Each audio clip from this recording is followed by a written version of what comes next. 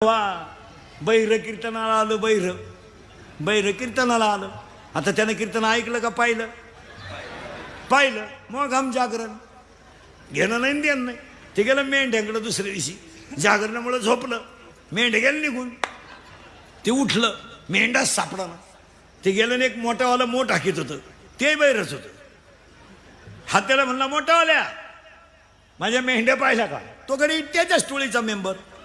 त्यानं बैलाला असं केला हात. याला वाटलं मेंढ्या गेल्या या रस्त्यानं, आणि नेमक्या सापडल्या मेंढ्या. पण त्या मेंढरीमधली एक मेंढराचं पाय झुरपडात गुतून मोडलं होतं.